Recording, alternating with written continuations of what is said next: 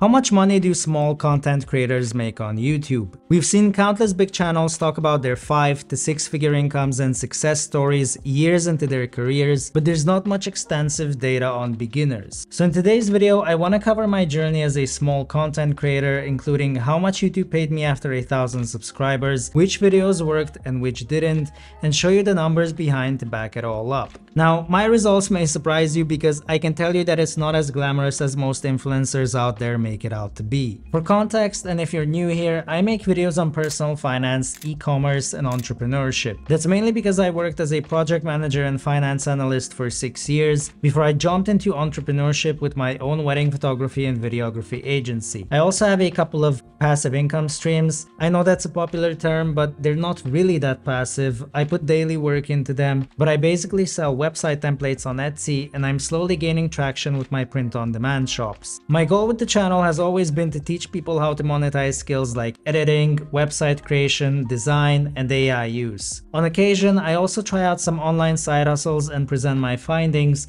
so I can give people an idea what it actually takes to make money online. After spending most of February writing and planning out my content, I posted my first 2 videos on February 21st and 27th. The views started out slow in the first couple of days, but gained a lot of traction as the days went on and as I kept posting more content, to a point where I was getting around 4,000 views per day, which was fantastic, until it eventually returned to normal levels of a couple of hundred views per day. But I wasn't making any money yet. As you probably know, to start earning on YouTube, you have to reach 1,000 subscribers and 4,000 hours of watch time. I reached the first part of that milestone very quickly, more precisely within a week, but the second part was a bit more difficult. So in my first month on YouTube, I posted a total of 7 videos, which means less than 2 videos on average per week. During the second month, I started to take things seriously, and together with launching my website template shop on Etsy to show how much money you can make with digital products, I posted 9 videos in total, which on average means a little over 2 videos per week. But I never actually hit the peak that I saw in my first month, and that really only shows you 2 things. 1, working harder doesn't always bring better results. Even though I was spending more time scripting, producing, and editing, I didn't see any gains compared to my previous month. And just keep in mind, I didn't sacrifice quality. If anything, I put more thoughts into my scripts, I kept getting better at editing in my opinion, and my lighting and setup improved. Which brings me to number 2, not everything works out all the time, and that's okay. I wasn't getting caught up in the numbers. I started this because I genuinely enjoyed talking about these topics, putting tutorials together and making videos. When I posted my 3rd video, which was about bad money habits, I knew the topic would be boring to most people, at least compared to money making videos. But I made that video anyway because it was something that I genuinely enjoyed talking about, having gone through a 9-to-5 myself and making a lot of money mistakes, such as quitting my job in the middle of a pandemic. And if we dive back into my analytics, you can see that I haven't really hit that initial peak of the first month until only 4 months later in June, even though I kept posting consistently whilst trying to up the quality each time. So it took me 4 months to hit 4,000 hours of watch time and get monetized on June 12th. And really, there were mostly 4 videos that carried the entire channel. The first 2 exploded early, reaching 16 and almost 24,000 views. I believe that's mostly down to the YouTube algorithm giving an initial boost to newer channels. But then you can see the next videos performed okay, getting a few hundred to 1,000 views, and it's really only until my 18th video posted on May 25th, which was about nursery printables, that things really started picking up again, with that video reaching almost 60,000 views. After that, my 21st video went viral, currently sitting at over 200,000 views, before we drop back again into the couple hundred to 1,000 views territory with the latest videos. So now onto which videos worked and which didn't. Obviously, the biggest hit was the I tried selling AI art video, which was expected.